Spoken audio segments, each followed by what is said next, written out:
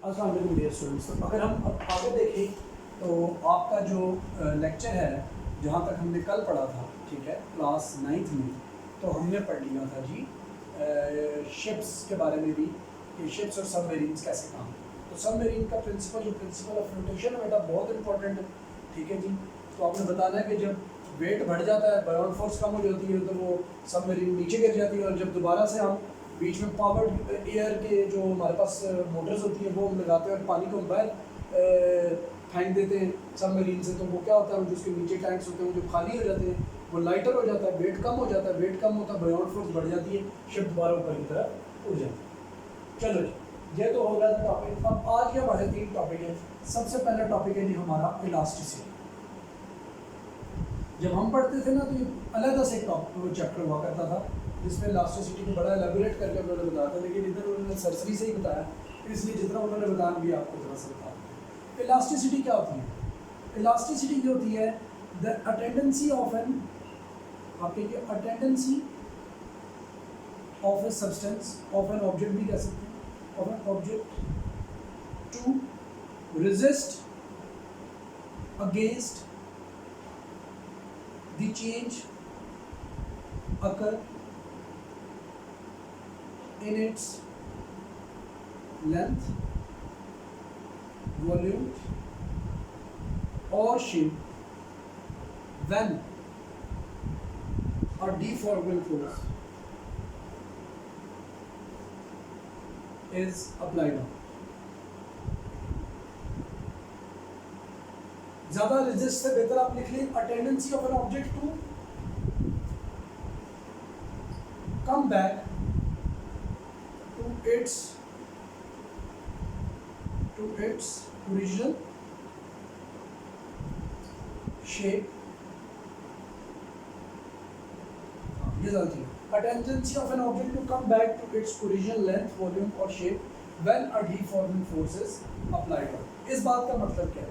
इस बात का मतलब ये है कि देखिए लाइक ये तो बैरल बहुत ही सॉलिड है, ठीक है जी, लेकिन जैसे ये स्केल है, स्केल की एग्जांपल, मैं स्केल को लगा रहा हूँ जोर, अब आपके सामने नजर आ रहा है, जोर लगा रहा हूँ, ये टिल्ट हो, अब मैं इसको छोड़ रहा हूँ, दोबारा अपनी जगह पर आ गया, आगे फिर मैं जोर लगा रहा हूँ, ये फिर अपनी जगह पे आ गया, ये मैं फिर जोर लगा रहा हूँ, ये फिर अपनी जगह पे आ रहा है। तो ये क्या बात है? ये है इसकी इलास्टिसिटी। एक ऑब्जेक्ट की टेंडेंसी कि वो वापस आ जाता है अपनी ओरिजिनल शेप में, ठीक है जी, जब उस पर डिफॉर्मिंग फोर्स अप्लाई होती है, इसे हम कहते हैं इलास्टिसिटी, ठीक है जी। अच्छा, ये भी बात याद रखिएगा, जैसे अभी यहाँ पर वायर पड़ी है मेरे पास ये, ठीक है, तो इसको भी मैं इसकी भी शेप चेंज कर रहा हूँ, ये दोबारा अपनी शेप में आ जाती है, नो डाउट, लेकिन ये याद रखिएगा इस केस में तार से ज़्यादा इलास्टिसिटी स्केल की, ठीक है, ये याद रखिएगा। बड़ा रीनोन किस्म की साइंटिफिक रीज़न आ जाती है why steel is more elastic than rubber.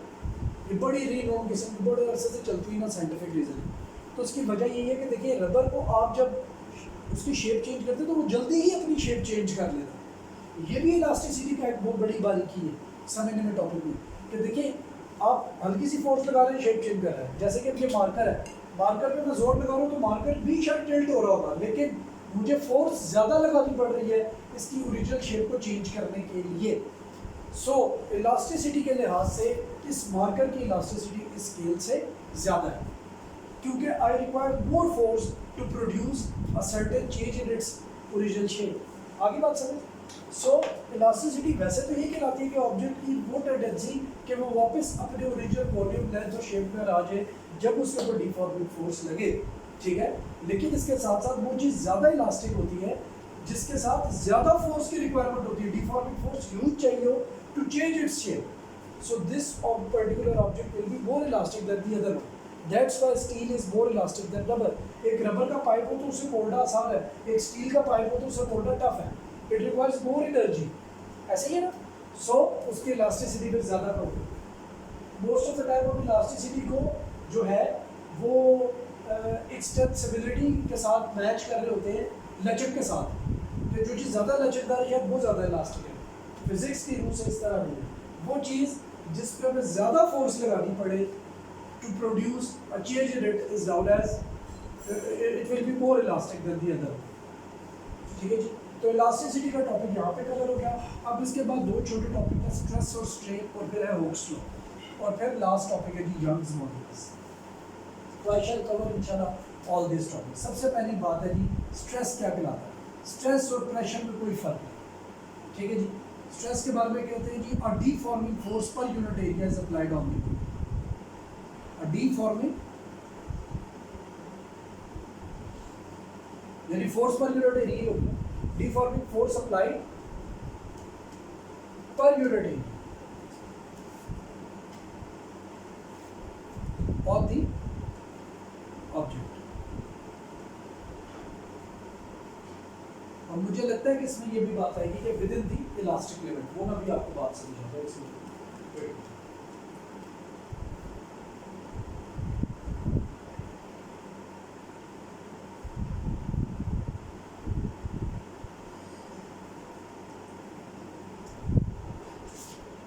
Sorry students, मैंने कहा था बुक ले आता हूँ ताकि एक चीज़ को हम बुक के थ्रू भी क्लैरिफाई कर लें। हाँ जी, नहीं इसने ये नहीं लिखा। और तो कहा जी जब भी किसी सरफेस ऑफ द बॉडी पे फोर्स पर यूनिट एरिया लगती है तो इसी को हम स्ट्रेस कहते हैं। Force per unit area is known as stress, ठीक है जी। और दूसरी चीज़ होती है जिसे आप कहते हैं स्ट्रेन। स्ट्रेन क्या होती है बताओ आपको? स्ट्रेन होती है द रेशियो ऑफ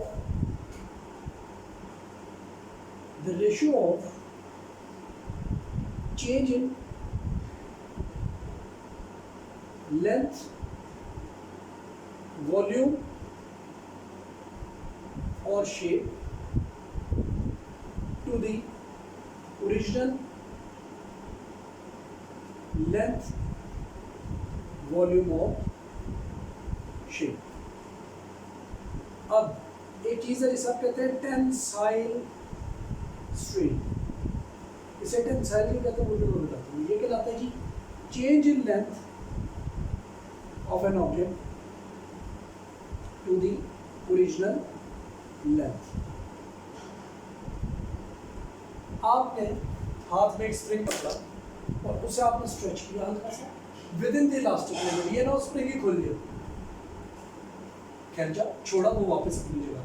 ये जो चेंज आया ना उसकी लेंथ में, ओरिजिनल लेंथ के साथ जब उसका रेशियो लेते हैं तो उसे आप टेंसाइल स्ट्रेन कहते हैं। अच्छा, कुछ चीज़ों के वॉल्यूम में चेंज आएगा, ठीक है, तो वॉल्यूम वाले चेंज को आप टेंसाइल स्ट्रेन नहीं कहते। लेंथ वाइज जिस जगह पर चेंज आता है ना उसे टेंसाइल स्ट्रेन कहते हैं। जिसमें वॉल्यूम में चेंज आता है, जैसे बैलून है, हमने उसके ऊपर स्ट्रेस किया उसे तो वो फैला, वॉल्यूम में उसकी चेंजिंग आई है। सो इस तरीके से उसको क्या कहेंगे, वो वॉल्यूमेट्रिक स्ट्रेन कहलाता है, जो आपके लेवल पर उसने डिस्कस नहीं किया। आपके लेवल पे जो उसने डिस्कस किया उसने सिर्फ और सिर्फ डिस्कस किया है टेंसाइल स्ट्रेन के बारे में, जब लेंथ चेंज होती है बाय अप्लाइंग फोर्स। अच्छा, एक और बात भी कि जो स्ट्रेस है, स्ट्रेस की यूनिट होती है वही प्रेशर वाली, फोर्स पर यूनिट एरिया, तो यानी कि न्यूटन पर मीटर स्क्वायर।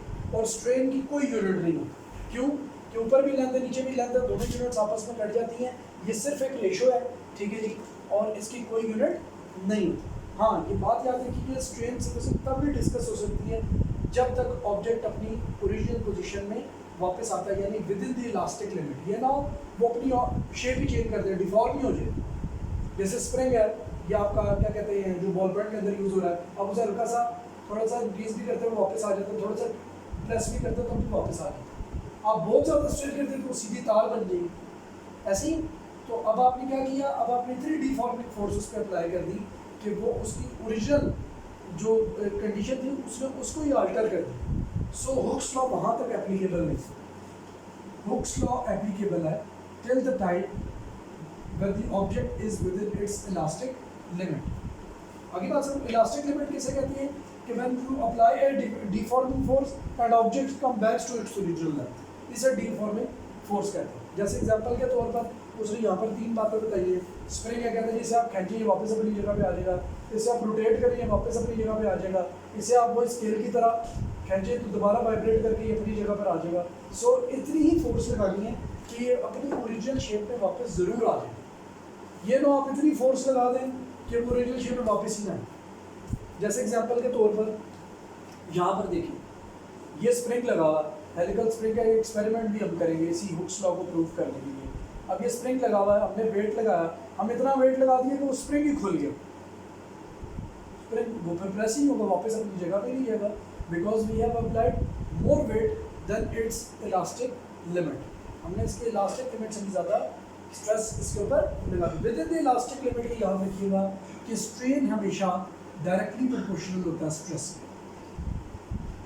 ठीक है जी, हुक्स लॉ ये कहता है जी, उल्टा भी कह सकते हैं, एक ही बात है, that stress is directly proportional to strain. ठीक है जी, जितना स्ट्रेस आप किसी भी ऑब्जेक्ट पे लगाएंगे उसमें उतना ही स्ट्रेन प्रोड्यूस होगा। जैसे ये स्प्रिंग है, आपने इस पर थोड़ी फोर्स लगाई, हल्का सा स्ट्रेच हुआ, ज़्यादा लगी ज़्यादा, लेकिन with in the elastic limit इतनी फोर्स नहीं लगा देनी कि स्प्रिंग अपनी शेप को अल्टर करके और वापस अपनी ओरिजिनल पोजीशन में ना आ सके। इससे आगे एक बड़ी ज़बरदस्त छोटा सा ग्राफ भी बनाया है।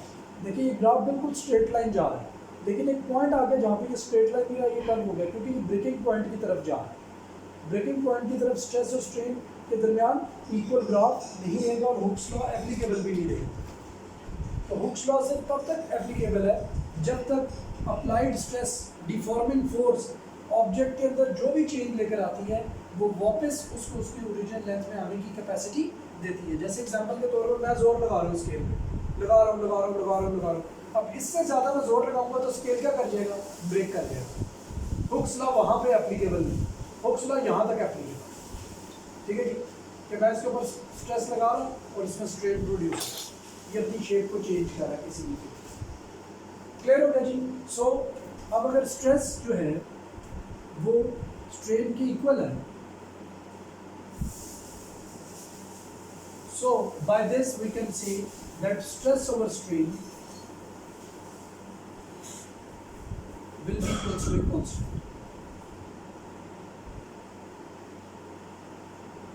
अब आप सोच रहे हो कैसे, देखिए स्ट्रेस इधर नेचुरल सी बात है, स्ट्रेस इज इक्वल टू क्या होगा, कांस्टेंट मल्टीप्लाई बाय स्ट्रेन ऐसे, और ये स्ट्रेन नीचे डिवाइड होगा तो कांस्टेंट की वैल्यू हमारे पास स्ट्रेस ओवर स्ट्रेन एक कांस्टेंट आ गया। अच्छा, नेक्स्ट टॉपिक में वो ये बताएगा कि इसी कांस्टेंट को आप जो है वो यंग्स मॉडुलस कहते हैं।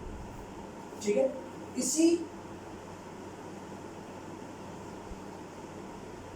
कांस्टेंट को आप क्या कहते हैं, यंग्स मॉडुलस। लेकिन उसकी एक कंडीशन है, कंडीशन ये है कि जो स्ट्रेस आपने लगाया है उसमें जो स्ट्रेन प्रोड्यूस हो that should be a tensile one, that should not be a volumetric one. ठीक है जी, ऑब्जेक्ट की लेंथ ही बदल रही हो उस केस में ये कांस्टेंट का नाम क्या चेंज हो जाता है, इसे आप क्या कह देते हैं, दैट इज यंग्स मॉडुलस। आप कहते हैं within the elastic limit the ratio of stress over tensile strain is known as Young's modulus. The ratio of stress to the tensile strain is called Young modulus. ये definition ही pink के अंदर लिखी हुई आ रही। अब इसको समझने की कोशिश करें, अब इसको क्या करते हैं जी, समझने की कोशिश करते हैं।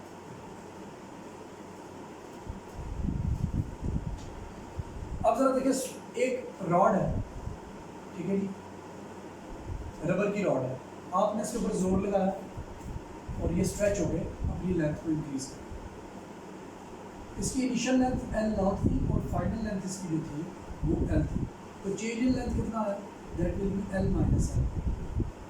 ऐसी change in length will be L minus L nought. Stress क्या कहलाएगा, स्ट्रेस कहलाएगा जी force per unit area F by as it is रहेगा। अच्छा जी, स्ट्रेन क्या कहलाएगा, स्ट्रेन होगा जी change in length to the original length. अब stress over strain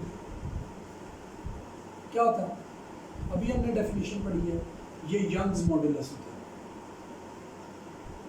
the constant of Hooke's law, but strain should be a tensile one. Tensile means only a lengthwise change occurs after giving stress to certain object। तो यहाँ पर एक rubber rod था हमारे पास जिसको हमने stress किया, stress लगाया and we have change it shape. इसको इस तरह करके भी कर सकते हैं कि ऐसे ऊपर से प्रेस किया और उसकी लेंथ बढ़ गई। सो अब आगे हम देखते हैं कि ये हो जाएगा एफ बाई ए और delta L by L not. ये यंग्स मॉडुलस है बाय से शो। तो क्या लिखा जाएगा अगर मैं क्रॉस मल्टीप्लाई करूँ, ये लिखा जाएगा F A into delta L और ये F L naught. So this is the relation of Young's modulus, जिससे रिलेटेड हम इंशाल्लाह आगे बहुत सारे न्यूमेरिकल करेंगे और आप 7.7 न्यूमेरिकल को ऑब्जर्व भी कर सकते हैं। और मज़े की बात यह है कि जो यूनिट यंग मॉडुलस की है वो स्ट्रेस के बिल्कुल इक्वल है, क्योंकि देखिए स्ट्रेन की जो यूनिट है, सॉरी क्या मैंने टेंसल स्ट्रेस लिख दिया, टेंसल स्ट्रेन लिखा, ठीक है जी। ये बात याद रखिएगा कि स्ट्रेन की कोई यूनिट नहीं होती और स्ट्रेस की यूनिट होती है, तो यही स्ट्रेस की यूनिट आगे यंग्स मॉडुलस को भी शिफ्ट करेगी। यंग्स मॉडुलस की यूनिट जो है वो न्यूटन पर मीटर स्क्वायर ही। Thank you so much students. तो यहाँ आपका चैप्टर हो गया ये भी एंड। अब हम नेक्स्ट ये करेंगे कि आपको मैं हाईलाइट कर दूंगा कि किन क्वेश्चंस का आंसर मैं आपको सेंड करूँगा, तो वो फिर आपको मैं बता दूंगा। अब ये 5, 6, 7 चैप्टर हमारा डन हो गया है और न्यूमेरिकल्स कराना मेरी ड्यूटी है। इंशाल्लाह नेक्स्ट वीक में न्यूमेरिकल को कंप्लीट करेंगे। So I have completed 3 of your chapters, 2 chapter आपके टोटल रह गए which are related to it. Thank you so much students, अल्लाह हाफिज़।